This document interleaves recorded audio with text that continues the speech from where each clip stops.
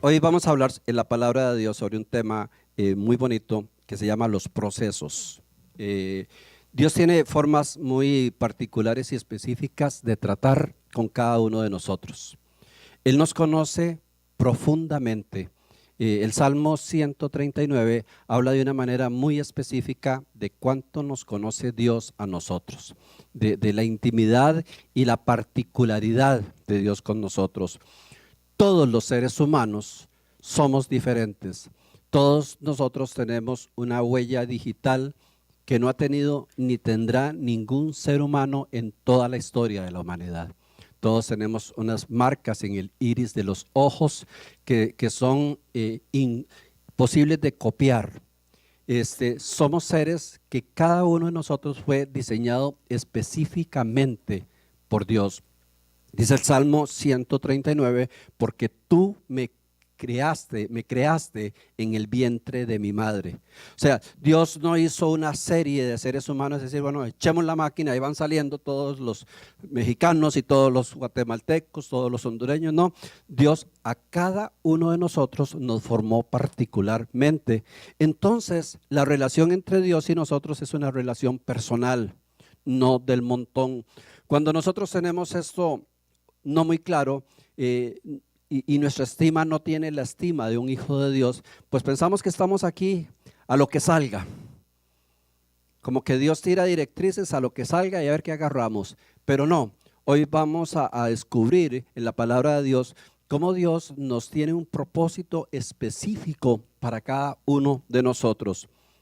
Parte del problema de la humanidad es que la gran mayoría de la humanidad muere sin entender esto. Muere creyendo que era del montón, muere creyendo que no era especial, que no era particular y que Dios no tenía nada para él.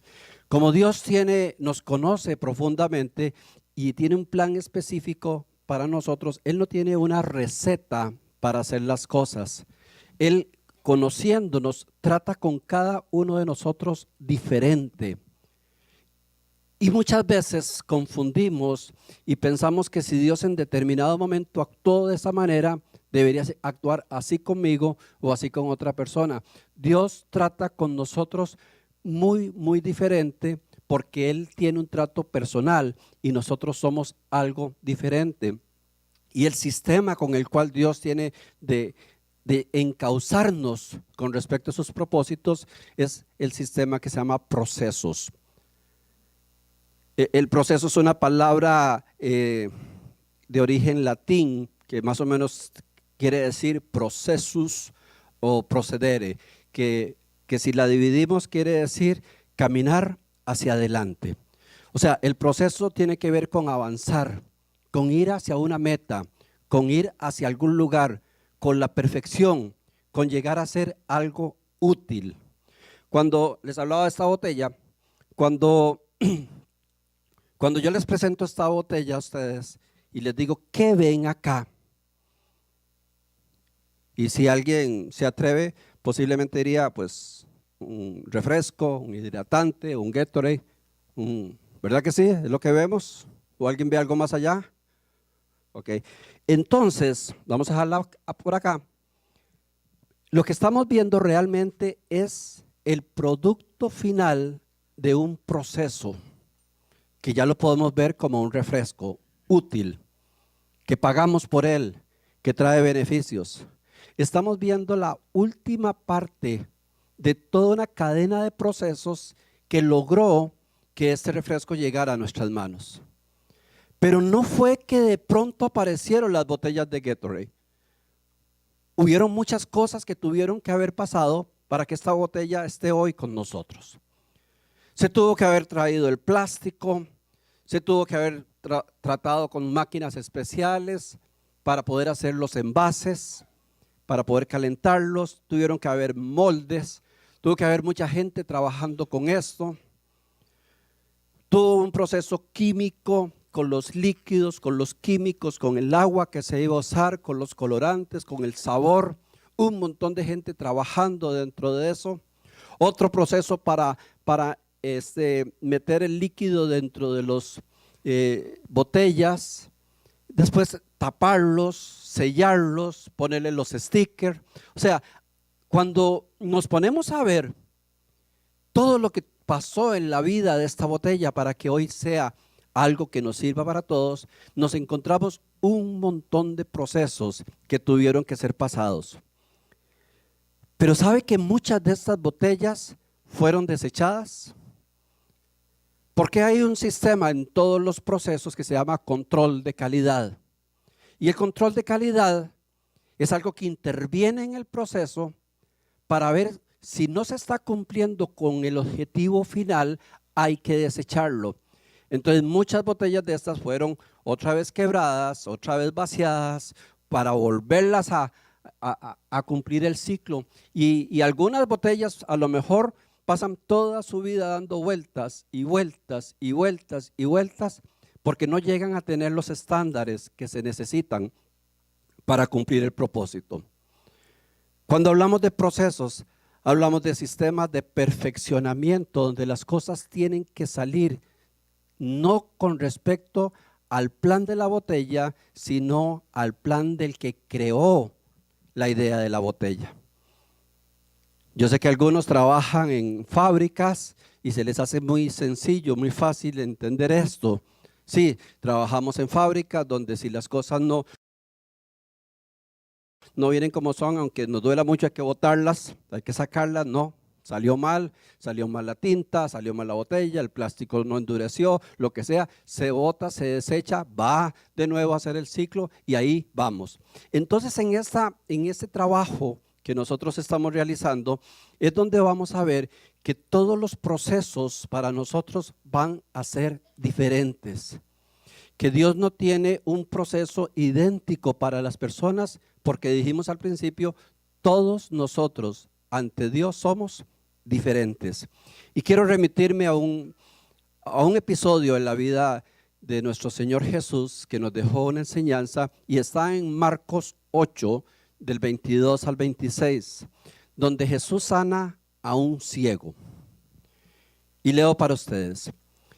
Vino luego a Betsaida y le trajeron un ciego y le rogaron que lo tocase. Entonces, tomando la mano del ciego, le sacó fuera de la aldea y escupiendo en sus ojos, le puso las manos encima y le preguntó si veía algo. Él mirando dijo: veo los hombres como árboles, pero los veo que andan. Luego le puso otra vez las manos sobre los ojos y le hizo que mirase y fue restablecido. Y vio de lejos claramente a todos y lo envió a su casa diciendo: no entres en la aldea, y no le digas a nadie de lo que pasó en la aldea. Si analizamos este pasaje de la palabra de Dios, comencemos a desmenuzarlo para ver qué es lo que está pasando, porque ese es un milagro como muy extraño, es uno de los milagros particulares. Entonces, bueno, primero que nada se nos ubica en Betsaida. Betsaida era una ciudad costera al otro lado del mar de Galilea, donde ahorita vamos a ver qué estaba pasando en esta ciudad. Pero dice que llegando Jesús a Betsaida, a esta ciudad, a esta aldea, le llevaron de la mano, traían a un ciego. Pues un ciego normalmente es una persona que si no conoce el lugar tiene que ser guiado. Lo primero que hace Jesús cuando le traen a ese ciego es que lo toma de la mano y lo saca de la ciudad. ¿Por qué? Vamos a ver por qué. Jesús en muchos casos cuando le traían a un enfermo simplemente lo sanaba. Pero a este hombre que viene en medio de la ciudad, dice la palabra de Dios que Jesús lo toma de la mano y se va caminando con él, y no sabemos cuánto caminan, pero sí se alejaron completamente de la ciudad de Betsaida. Lo lleva solo, únicamente se va con sus discípulos y él. Quería tratar algo íntimo, personal con él. Cuando lo tiene solo, cuando están fuera de la ciudad, el Señor hace algo que a lo mejor nosotros hoy, por el concepto que tenemos de Jesús, y por el conocimiento de Dios, tal vez si viéramos eso no nos aterraría. Pero lo que hizo Jesús en ese momento fue algo que iba contra todas las posibilidades de que alguien lo hiciera. Hasta iba en contra de la ética, iba en contra de la salubridad. Porque dice la palabra de Dios que se lleva al ciego y le escupe en los ojos. ¿Te imaginas lo que es que usted vaya mañana al médico y que le diga, mira que tengo un dolor en la vista, y que el médico de un momento haga así? ¿Qué harías? ¿Qué harías? Bueno, extraño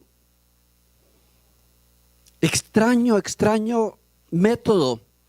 Dice que escupe sobre sus ojos, le pone una mano y le dice, ¿qué ves? El ciego responde y dice, yo veo hombres como que fueran árboles, pero caminan. Iglesia, estamos ante un milagro muy extraño, muy fuera de toda lógica para el ser humano. Veo hombres como árboles, pero que están caminando. Entonces nuevamente Jesús dice que pone las manos sobre él y lo hace recibir la vista y le vuelve a preguntar, ¿y ahora qué ves? Y dice, ahora sí veo claramente. Y Jesús le habla de dos cosas muy importantes. Le dice, ok, ya está sano, ahora vete a tu casa. Y le prohibió ir a la aldea de Betsaida. O sea, fue algo como que Jesús quiso garantizarse que nadie en ese lugar se diera cuenta de lo que hubiera pasado. Contra todo, no sé si usted alguna vez se ha puesto a pensar cuál era el propósito por el cual Jesús hacía milagros. ¿Cuál fue el propósito por el cual Jesús hacía milagros? Jesús no era un médico que vino a sanar a todos los enfermos del mundo, porque particularmente sanaba a cierta gente. Jesús estaba estableciendo su reino en la tierra y estaba dejando señales claras, contundentes, de que Él era el Hijo de Dios y que tenía un poder absoluto sobre todas las cosas. Entonces Jesús le convenía, digámoslo de esta manera, hacer milagros públicos para que toda la gente se diera cuenta que Él era el Hijo de Dios. Jesús fue criado en Nazaret, y Nazaret era un pequeño pueblo montañés. Pero cuando Jesús inicia su ministerio, se va a una ciudad llamada Capernaum, que era la capital del movimiento económico, social y cultural de Israel en ese tiempo. ¿Por qué Jesús se va a Capernaum? Porque a Jesús le interesaba que donde se movía toda la actividad del país, se conociera de su nombre. Jesús le interesaba que la gente supiera. Jesús más bien sanaba a un endemoniado o a un enfermo y le dice, vaya, cuente lo que yo hice, vaya, cuente lo que yo diga. Quiero que todo el mundo se dé cuenta de que aquí está el Hijo de Dios y que tiene poder. Pero a este hombre lo sana y le dice, no vaya a la aldea, váyase para su casa y no diga nada. Yo creo que vamos entendiendo que Jesús no actúa igual todas las veces, que hay circunstancias por las cuales el mismo Dios, ante la misma circunstancia, tiene respuestas totalmente diferentes. Les rompió el protocolo. Posiblemente los apóstoles podían hablar entre ellos, los discípulos en ese tiempo, y decir, qué extraño lo que ha hecho el Señor. Si este era un milagro para que todo el mundo dijera, wow, es el Hijo de Dios. Si esto era un milagro para que se viera el poder de Dios. Y más bien lo hizo en secreto. ¿Y por qué se lo fraccionó? ¿Será que no tenía poder para que recibiera la vista de un solo? ¿Por qué le escupió? ¿Por qué este hombre en la primera medio ve y medio no ve. ¿Será que Jesús no tenía el poder? ¿O será más bien que Jesús tenía un propósito especial? Porque el Señor tenía el poder absoluto sobre todas las cosas. ¿Recuerdan cuando estuvo junto a Lázaro, muerto? Nada más le dice: Lázaro, levántate y sal. Y fue suficiente. Trajeron a un paralítico y le dicen: en el nombre de Dios, levántate, toma tu lecho y camina. Así, instantáneo. Estuvo frente a una tormenta exagerada, con vientos, con terribles, y se paró y simplemente dijo: quieto, y todo se detuvo. A un modo simplemente le ordenó: sal fuera, espíritu sordo y mudo. O sea, estamos ante un Dios, iglesia, todopoderoso. Amén. Y la pregunta: ¿por qué entonces con este muchacho no se vio ese poder tan grande? ¿Qué circunstancias pueden estar pasando en las vidas de muchas personas que no ven el poder de Dios como si lo ven otros? Yo no sé si usted se ha hecho esta pregunta. Dice: ¿por qué hay personas que realmente sí, como que viven en una dimensión diferente? Ven milagros, ven esto, y yo no. ¿Por qué tal persona estaba enferma, le pidió a Dios que la sanara y Dios la sanó y a mí no? ¿Por qué tal persona no podía tener hijos? Oraron por ella y Dios le dio un hijo. Y por mí han orado un montón de gente y no tengo hijos. ¿Por qué tal persona sí salió de su crisis y yo aún permanezco en esta? Es porque Dios nos mete en procesos diferentes a cada uno de nosotros por las diferentes circunstancias que puedan estar pasando. Este milagro de Dios tenía que ver con tres aspectos muy importantes: con Betsaida, con el ciego y con los discípulos. Dios quería establecer principios fundamentales. Si nos vamos a la historia, vamos a encontrar que esta ciudad en ese tiempo estaba bajo el juicio de Dios. Dios había llegado a Betsaida, había hecho milagros impresionantes tiempo atrás. Y después de los milagros que hizo Jesús, la gente de Betsaida comenzó a renegar contra Jesús, a decir que lo estaba haciendo por medio de cosas satánicas o que lo estaba haciendo por medio de influencias espirituales que no eran de Dios. El Señor se enoja con la gente de Betsaida y da un juicio sobre ellos. Y le pone a los discípulos el ejemplo de una higuera que se secó con el tiempo. Ya Jesús había decidido no tratar más con el pueblo de Betsaida. Por eso fue que sacó a este hombre. Por eso fue que aunque todos querían ver qué hacían, el Señor no se prestó para las circunstancias que ellos tenían, porque habían endurecido su corazón. Hay personas, familias y lugares bajo el juicio de Dios. ¿Ustedes creen? Téngalo por seguro que sí.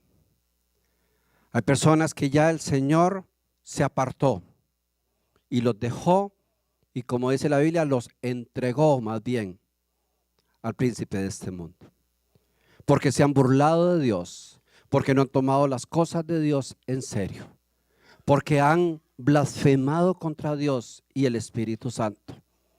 Entonces el Señor ya no tenía ningún interés particular en demostrar que era el Hijo de Dios en esa ciudad de Betsaida, porque ahí había sido rechazado. Es más, en algún momento les dice: están más justificados la gente de Sodoma y Gomorra que ustedes, porque ustedes vieron los milagros que nadie ha visto. Era gente endurecida. Si usted le ha hablado a Dios, a gente que lo que hace es burlarse y renegar, llega el momento donde es mejor como dice la palabra de Dios, sacuda sus pies, salga de esa casa y deje que Dios trate con ellos. Hay gente que lo que le gusta es pelear, hay gente que lo que le gusta es ridiculizar, hay gente que lo que le gusta es causar problemas. Entonces Dios había determinado un juicio contra la ciudad. ¿Qué estaba tratando Dios con este ciego? Dios estaba tratando con este hombre su fe. Él no había llegado directamente a buscar a Dios como su sanador. Él había sido traído. Él había sido llevado, conducido. Ese hombre ni siquiera sabía quién era Jesús. No era de Betsaida, no era de la aldea. Jesús lo mete en un proceso muy diferente al resto.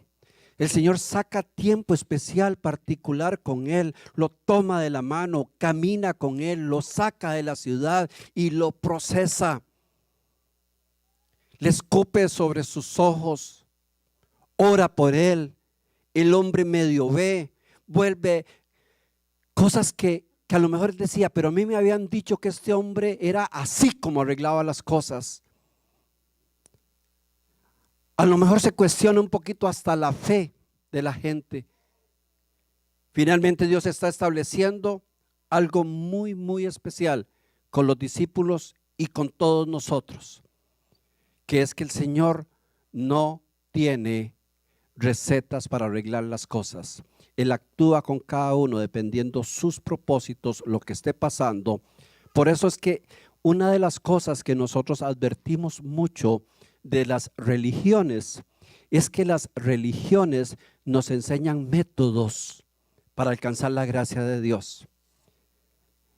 Entonces no importa que usted sea lo más pervertido del mundo, pero si usted reza el Padre Nuestro y unas cuantas Ave María, se arregla el asunto. Las religiones nos ponen atajos para brincarnos el proceso y nos enseñan cosas que a Dios no le agradan. Con todo respeto, porque sé que hay personas católicas o de origen católicas que siempre son muy recibidos en este lugar, pero lamentablemente se nos enseñan tantas cosas que nos desvían y nos sacan de lo que es un proceso y una relación directa con Dios. Yo cuento una historia que tenía un amigo que era tan malo como yo. Y siempre andábamos juntos en el trabajo. Y el hombre era tremendo. Y recuerdo que dentro de sus maldades y las mías, a veces íbamos en carretera o en un pueblo, y él venía contando y en el mundo pues del que no conoce a Dios, pero de pronto pasábamos por una iglesia y él se quedaba callado y se persinaba. El bendito, ¿verdad? Y apenas pasábamos la iglesia, seguía tirando la basura que venía sacando. Porque se nos enseña atajos, se nos enseña rituales y no relación con Dios. Porque no hay temor a Dios. Simplemente nos han dado ciertas recetas, arregle esto de esta manera. Hace unos años, unos amigos muy queridos en nuestro país nos contaron una historia. Claro, nos la contaron ya después de todo lo que había pasado. Pero dice, mira que nosotros tenemos un tío que vive en otro pueblo. Y estaban tratando de vender un terreno para irse de ese pueblo. Y no lo podían vender. Y fue una señora a orar a la casa de ellos. Y la señora, cuando se puso a orar por ellos, de un momento a otro les dijo, vea, ustedes van a hacer una cosa. Van a agarrar una Biblia y la van a enterrar en el patio de la casa. Y van a sembrar un arbolito encima de. Y la señora les dijo así, y dice el Señor que cuando el árbol nazca, la casa se vende. Y la gente lo hizo. ¿Y saben qué pasó? Se vendió la casa. No sabemos por obra de Dios o por obra del diablo, pero se vendió la casa. Entonces ellos nos contaron, Nosotros estamos vendiendo la casa de nosotros y hemos enterrado como 20 Biblias ya. Porque como le funcionó allá, tiene que funcionar acá. ¿Sabe que hay gente que anda haciendo cosas que hacen otros porque eso les trajo una solución? Yo de esa historia siempre me quedó la duda, digo, no sé, Dios es muy particular y es soberano. Dios le podría guiar a alguien a hacer algo extraño porque quiere tratar con él. Dios le escupió a este ciego en los ojos y Dios pudo haber en algún momento, existe la posibilidad que Dios le diga, haga algo extraño para tratar con él nada más. Pero Dios no trata de esa forma para establecer doctrinas ni recetas. Dios no hace cosas sobrenaturales para que nosotros hagamos hitos y que los sigamos arremedando, porque Dios nos trata a cada uno de nosotros por aparte. Y ya ellos después nos contaban y nos decían, no hombre, viera la cantidad de Biblias que toda mi familia ha enterrado y nadie vende nada. Hay iglesias que hicieron algo especial y comenzaron a crecer. Entonces los otros pastores comienzan a hacer lo que hizo esa iglesia, a ver si crecen. Hay mujeres que tal vez una persona dio el testimonio y dice, bueno, el Señor me puso una noche a ungir y a orar por los zapatos de mi esposo y yo lo hice. Y a partir de ahí le tienen los zapatos al hombre llenos de aceite. A ver si lo logran. ¿Saben que esas cosas se parecen más a la brujería y a la hechicería? Porque Dios no es un Dios de métodos. Dios es un Dios de procesos y nos procesa a cada uno dependiendo las circunstancias que hayan adelante. Ante este ciego había una circunstancia muy fundamental en el pueblo de Betsaida. Había una circunstancia en él porque no conocía a Dios y había una circunstancia en los discípulos que Dios quería enseñarles y llevarlos a una dimensión superior. El problema con los procesos es que no nos gustan. Es que no nos gustan los procesos, porque los procesos son exigentes y lentos. Cuando usted ve a un deportista recibir una medalla de oro y que algunos lloran y que están cantando el himno y todo un país conmocionado, toda una familia orgullosa, usted no está viendo un hombre que tuvo éxito ese día. Usted está viendo el producto de un proceso de muchos años de esfuerzo. Un hombre que posiblemente mientras todos andaban de fiesta, él estaba durmiendo. Mientras todos estaban comiendo chicharrones, él comía brócoli. Mientras todos tenían su vida llena de vacilones, tal vez él tenía una vida totalmente disciplinada. Y a lo mejor llegó a ser hasta la burla de muchos. Pero cuando vemos a alguien tocar el éxito es porque cumplió un proceso. ¿Cuántos empezaron con ese deportista con el mismo objetivo? Miles o millones. Pero se quedaron en el camino del proceso. Cuando ves a alguien que se gradúa de una carrera, estás viendo no una persona que ganó el examen final, estás viendo una persona que tal vez tiene 10, 15 años de esforzarse y de estar en un proceso donde no es bonito estar. Donde hay que madrugar, donde hay que estudiar, donde hay que negarse a sí mismo, donde tenés un profesor insoportable, donde no quieres por esto, no quieres por lo otro, pero dice, estoy en el proceso. Dios nos quiere procesar a todos. Y cuando el pianista, que varias veces cuento, y estaba dando su recital y tenía a todo el público cautivado y la gente con la boca abierta viendo a este hombre tocando ese piano, y cuando él termina y alguien del público se levanta y grita, yo diera media vida por tocar el piano como lo haces tú. Y el pianista simplemente le dice, exactamente eso fue lo que yo hice. Es que no triunfan, no llegan al éxito los mediocres. los que se bajan del proceso. Porque cada vez que te bajas del proceso, ¿sabe qué pasa? Vuelves a la parte inicial de nuevo. Y te bajas y vuelves a la parte inicial. Y yo no sé qué porcentaje, pero un alto porcentaje de los seres humanos se mueren en esa banda de proceso. Porque es demasiado, demasiado difícil. ¿Sabe que la vida cristiana es un proceso? Es un proceso donde el Señor inclusive en algún momento se refiere a nosotros como bebés que necesitamos lechita. Porque recibimos a Cristo y somos bebés espirituales y comenzamos a crecer y comenzamos a desarrollarnos y comienza nuestra fe a aumentar y comenzamos a tener un mayor conocimiento de Dios y una mayor revelación de Dios y una mayor aplicación de Dios en nuestra vida y comenzamos a ver los dones y los talentos y de todo. Dice Filipenses 1:6, estando persuadido de esto, que el que empezó en vosotros la buena obra, la perfeccionará hasta el día de Jesucristo.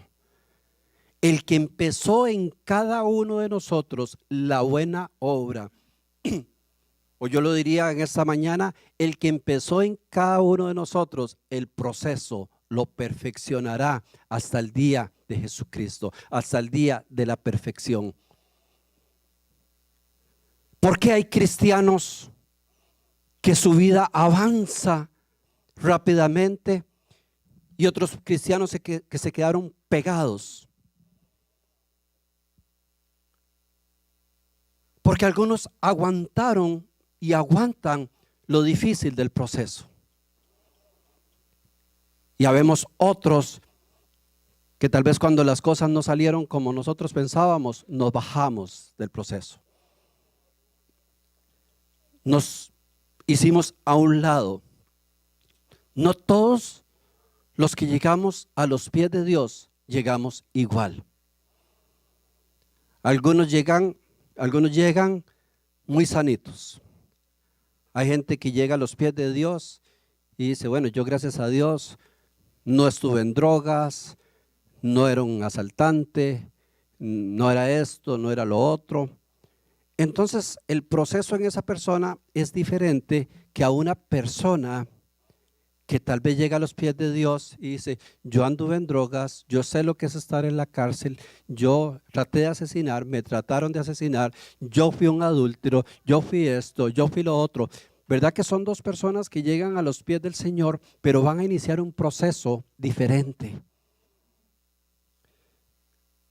En Lucas 7 hay una historia muy bonita donde dice, entonces mirando a la mujer, Jesús le dijo a Simón, ¿ves a esta mujer? Entré a su casa y no me diste agua para mis pies.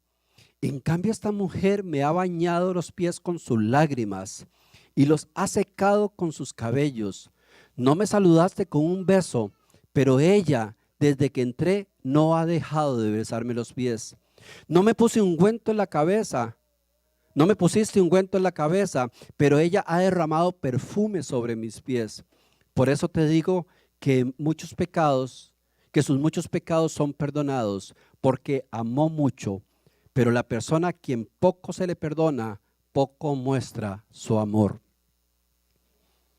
Quiero hacer una llamada de atención con amor y respeto. Hay personas que alaban a Dios de una manera diferente del resto. Y sabe que a veces algunos del resto lo que hemos hecho es burlarnos de esas personas. A mí me encanta ver a Esther cuando alaba a Dios. Y a ella no le importa quién esté a la par. Ella se cuadra y danza ante Dios con una transparencia, con un corazón. Y se sabe que varias personas a mí me han dicho que por qué le permito hacer eso y que por qué no la siento. Que qué feo. Y yo recuerdo este versículo. Es que al que mucho se le ha perdonado, mucho agradece. Y cuando usted ve a una persona haciendo algo que usted no se atrevería a hacer, dele gracias a Dios porque tal vez usted no pasó por donde pasó esta persona.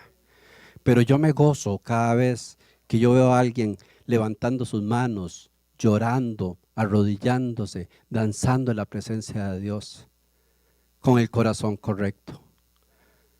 Por eso es que no todos reaccionamos igual. Por eso es que no todos nos vemos exactamente igual. Nosotros somos una vasija en manos del alfarero que Él está dándole una forma especial con respecto a su propósito, no al nuestro. Y la palabra de Dios nos dice que la arcilla no le puede reclamar al alfarero que por qué me dio esta forma o por qué no me hace diferente, porque Dios está perfeccionando en cada uno de nosotros algo particularmente especial dentro de un proceso. Dice Isaías 45:9, una vasija de barro igual a otra cualquiera no se pone a discutir quién la hizo. El barro no le dice al que lo trabaja, ¿qué estás haciendo? Ni el objeto hecho le dice, tú no sabes trabajar. Iglesia, todos somos diferentes. Todos tenemos un origen diferente y todos tenemos un propósito diferente. ¿Sabe qué es la iglesia? La iglesia es una fábrica en la cual Dios nos procesa y nos procesa. La iglesia es un lugar donde venimos a ser perfeccionados en el amor de Dios y donde entramos en el proceso difícil. ¿Sabe que hay muchas personas que se van de una iglesia porque no aguantaron el proceso? Y les puedo hablar con mucha autoridad de esto porque yo anduve por ahí. Cuando yo no conocía las cosas de Dios, yo era un líder sindical en mi país. Malcriado como yo solo.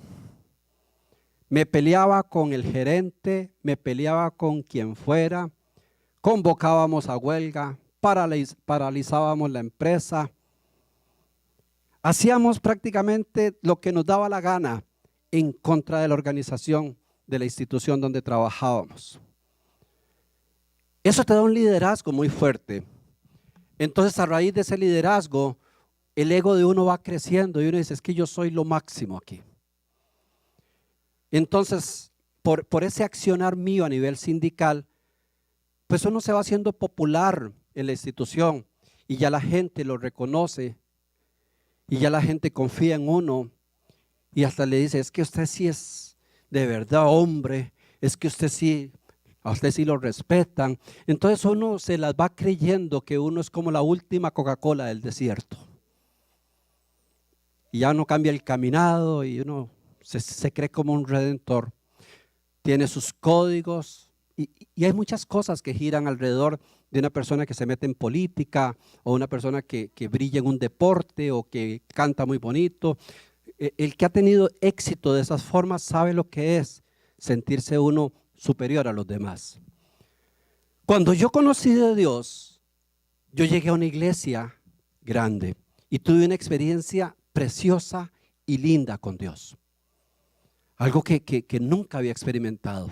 Y entregué mi vida al Señor. Pero lo que yo no sabía es que yo estaba entrando a una fábrica donde el Señor me iba a pasar por un montón de procesos. Y los procesos le van quitando a uno toda esa imagen o toda esa autoestima por encima de todo.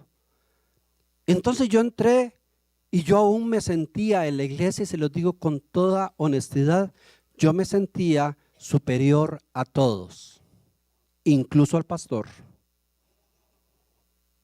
Yo decía, yo sé que yo podría hablar mejor que ese.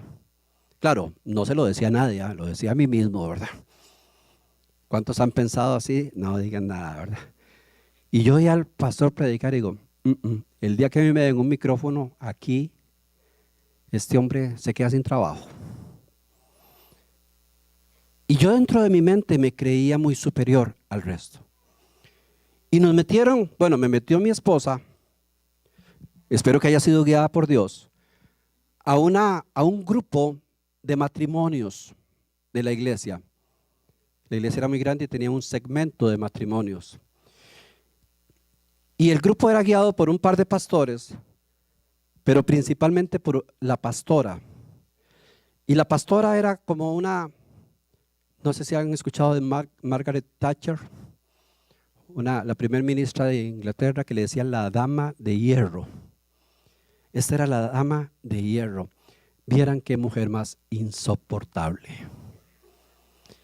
Y como que me vio a mí y me puso el ojo. Entonces yo comencé dentro del grupo con una falsa humildad. No, yo vengo aquí a aprender, a recibir y de todo, pero con un corazón claro de que yo era muy superior a los demás.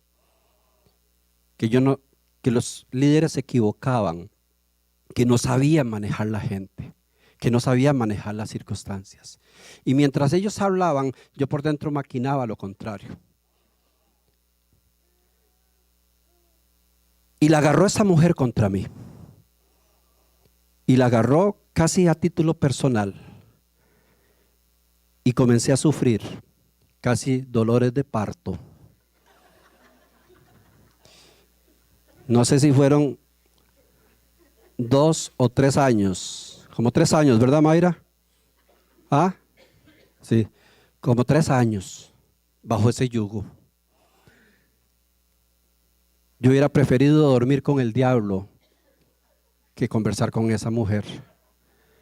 Parecía que todo lo hacía para dañarme.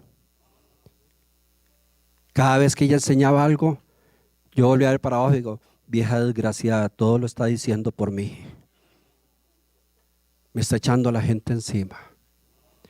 Lo que tienes, ¿sabe qué es lo que tiene esa mujer? Celos. Porque sabe que si yo me paro al frente, la dejo sin ministerio. Pero comenzó esta mujer a darme y a darme y a darme. Y me incomodaba. Y yo me enojaba tanto con ella. Yo decía, Señor, pero es que esta mujer es mala. Y lo que está haciendo es malo. Pero yo le había hecho una promesa a Dios cuando entré ahí. Yo le dije, Señor, yo te conocí en esta iglesia. Y yo me voy a quedar aquí hasta que esta vieja se muera. Pero yo de aquí no me voy. O sea, vaya matándola rápido. Una vez salimos de una reunión y me dijo de todo. Lo tenía una forma muy extraña de hablar. Pero yo me sentí ofendido, humillado, maltratado. Y yo me monté al carro, yo recuerdo que iba para una gira al interior del país, y como unas 4 o 5 horas de camino. Y todo ese viaje yo me fui peleando con ella. Ay, es que me dijo esto, ¿y por qué no le respondí? ¿Y por qué aquí? ¿Por qué allá? ¿Y cómo? Y yo, cuando yo llegué al lugar donde iba y me bajé para registrarme en el hotel, cuando yo iba a hacer la registración y traté de hablar, no pude abrir la mandíbula. Traté de hablar y la tenía pegada de lo tenso que venía. Eran unas 3, 4 horas venía peleando. ¿Usted ha peleado solo alguna vez o solo a mí me dan esas loqueras? Ayúdeme, porque si no necesito un psicólogo. Pero usted se ha peleado solo y dice, ay, ¿por qué no le dije esto? Uy, ¿por qué no le? Y si me hubiera dicho, uy, la hubiera dejado callada. Cosas que todavía me agarran, esos ramalazos a mí todavía. Pero yo decía, ¿por qué no le dije? ¿Por qué me dijo? Y es injusto. Y yo sufriendo.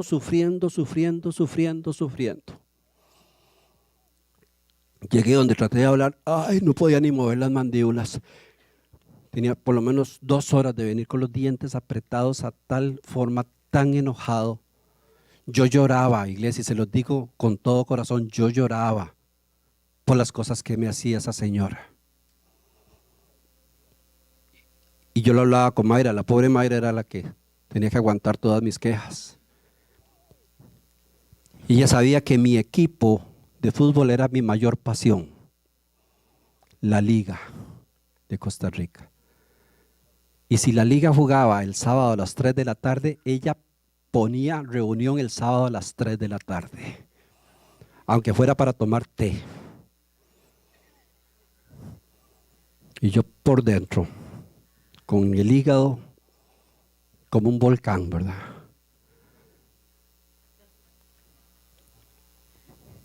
Un día pedí la palabra en una reunión de grupo porque ya me tenía, digo, aquí ya nos vamos a ir a las manos, ¿verdad?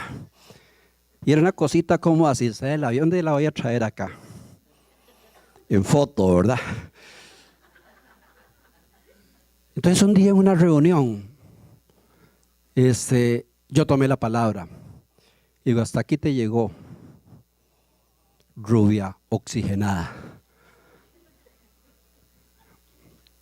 Y pedí la palabra para hacer una exposición. Y comencé a hablar. Y comencé a hacer un enredo de lo que estaba diciendo que ni yo mismo sabía que estaba diciendo. Y yo quería llorar o salir corriendo. Y yo creo que Dios enredó mi lengua. Yo parecía Cantinflas hablando.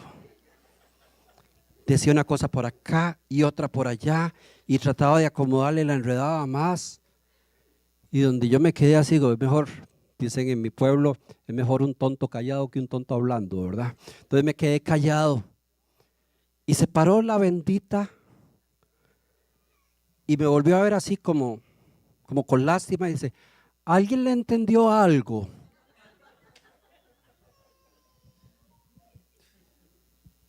Y todos hacían como la cabecita así, ¿verdad? 3 años, iglesia, 3 años. Donde yo doy gloria a Dios por esa mujer. Gloria a Dios por el proceso. Donde me hizo llorar. Pero después entendí que yo necesitaba una piedra más dura que yo para ser molido. Donde yo entendí que yo necesitaba ser despedazado en mi orgullo, despedazado en mis ínfulas, en mis planes. Donde era necesario pasar ese proceso de la vasija para ser molido y hecho como Dios quiere. Que ella se equivocó, sí se equivocó, pero que Dios lo permitió, sí lo permitió. Acuérdese que cuando Moisés iba a hablar con el faraón, Dios endurecía el corazón del faraón para perfeccionar la obra de Moisés.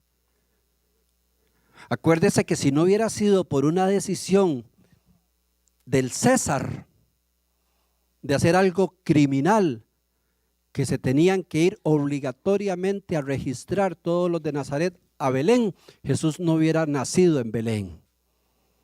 Y la Virgen María, a punto de dar a luz, tuvo que montar un asno y caminar como 2, 3 días a punto de que naciera. Un acto criminal hecho por un criminal, pero que estaba siendo guiado por Dios.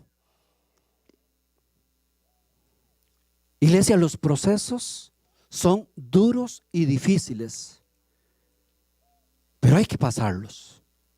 Porque si no los pasa, lo tienes que repetir. Y si no lo pasa la segunda, lo sigues repitiendo. ¿Conoce gente que anda de iglesia en iglesia? ¿Sabe por qué andan de iglesia en iglesia? Porque no soportan el proceso. Entonces apenas hay algo que no les gusta en la iglesia, agarro mis cosas y me voy a otra. Y cuando llegan dicen, ahora sí encontré el pastor más precioso, más lindo, más inteligente y más ungido del mundo. Y eso les dura hasta que el pastor algún día les llama la atención y agarran otra vez y se va para otra iglesia. Ahora sí encontré al super pastor. Lo digo porque aquí han llegado personas a decirme, pastor, gloria a Dios por su ministerio, porque nunca había encontrado un pastor como usted. Y yo me siento como el arcángel Gabriel. Y algunas de esas ya andan diciendo que yo soy un desgraciado, ya se fueron de la iglesia y de todo. Entonces ya no les hago caso, ya. Deme un abrazo y no me digan nada mejor. La iglesia es un centro de procesamiento. Es el centro donde nos perfeccionamos. Y en mis errores, en los errores de tu hermano, de tu hermana, ahí es como te perfeccionas. Si no, ¿cómo? Si la palabra de Dios nos manda a perdonarnos los unos a los otros, pues vas a estar metido en el proceso hasta que aprendas a perdonar a tu hermano. Y si no, ahí seguirás dando vueltas y vueltas y vueltas. Y nos dieron las 10 y las 11, las 12 y la 1. Si la palabra de Dios manda que nos soportemos los unos a los otros, no es enojándome, yéndome, ahora me hago mi propia iglesia, porque aunque hagas tu propia iglesia, ahí Dios te va a pasar un proceso difícil. Ay, si ustedes me hubieran oído decir todo lo que yo iba a hacer cuando tuviera mi propia iglesia, no habría nadie aquí. Pero después Dios lo enseña a uno. Yo hoy doy gloria a Dios por esta mujer que Dios puso encima de mí, que me hizo llorar y que me hizo sufrir. Y ya al final terminamos amigos. Y ya ella sin estar en la iglesia y yo sin estar en la iglesia, un día llegó a la casa a comer. Y yo con ganas de echarle ahí algún, por lo menos para que le diera picazón o algo, ¿verdad? Y a ella la habían despedido de la iglesia. Y decía, qué rico, ¿verdad? Y llegó y ya nos pusimos a hablar. Y ella me confesó algo.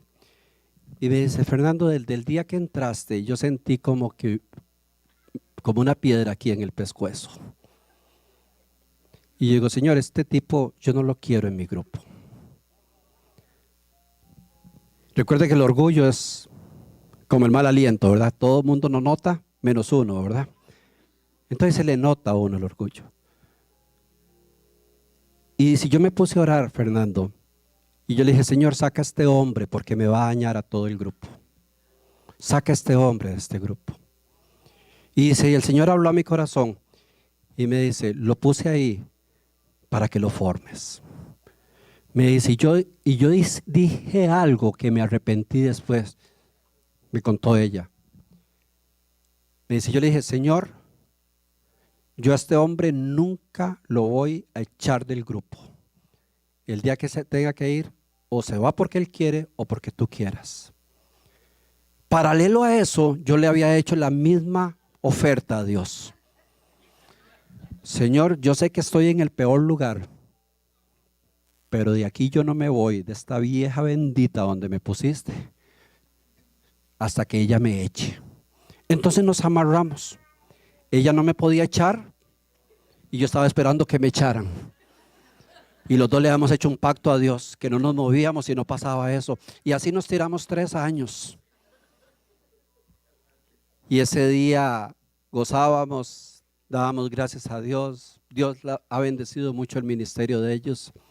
Se fueron a otro país y por ahí se mantienen en comunicación. Los procesos son difíciles, iglesia. Los procesos son difíciles. Lo más fácil es bajarse y salir corriendo. Si le estás pidiendo algo a Dios y Dios no te lo ha respondido y se lo respondió a otra, no te preocupes, Dios con cada uno de nosotros trata diferente. Esta mujer llegó, oró y Dios le trajo al esposo arrepentido, pero esta llegó, oró y Dios no se lo trae.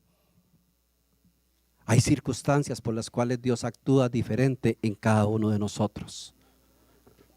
Si queremos llegar a ser ese producto final, si queremos llegar a caminar a la perfección hacia donde caminamos, como decía Pablo, a la estatura de Cristo, tenemos que ser valientes y humildes y aguantar los procesos. Yo sé que tal vez muchos o algunos de nosotros están viviendo cosas que no quiere vivir, pero que Dios sabe por qué están pasando. Pablo era un hombre lleno del poder de Dios, impresionante, pero tenía un aguijón que dice que lo abofeteaba todos los días, algo que lo avergonzaba, que lo humillaba. Y él le llama y dice, tengo un mensajero de Satanás que me abofetea todos los días. Es impresionante a un hombre de la estatura de Pablo que diga eso. Y dice, pero le he rogado a Dios 3 veces que me lo quite y Dios me ha dicho, bástate de mi gracia. O sea, si le tengo ese aguijón es porque lo necesitas. Si usted está orando para que su esposo se muera, a lo mejor Dios dice, te lo tengo ahí porque lo ocupas. Si usted le descobija los pies a su esposa para que se resfríe y se vaya yendo suavemente, Dios se la calienta. Dios va a tener lo que nosotros ocupemos por siempre, hasta que cumplamos los procesos, hasta que lleguemos. ¿Y sabe qué es lo lindo y lo duro de esos procesos? Que cuando terminas uno, empiezas el otro. Nos graduamos en el cielo, pero mientras estemos en la tierra estaremos de proceso en proceso. Pero cuando vamos entendiendo eso, ya es como cuando el alumno está por graduarse y dice, sí, ya entendí cómo es la cosa. Ya no me provoca ganas de vagabundear, ahora me gusta estudiar, ahora me gusta hacer las cosas mejor.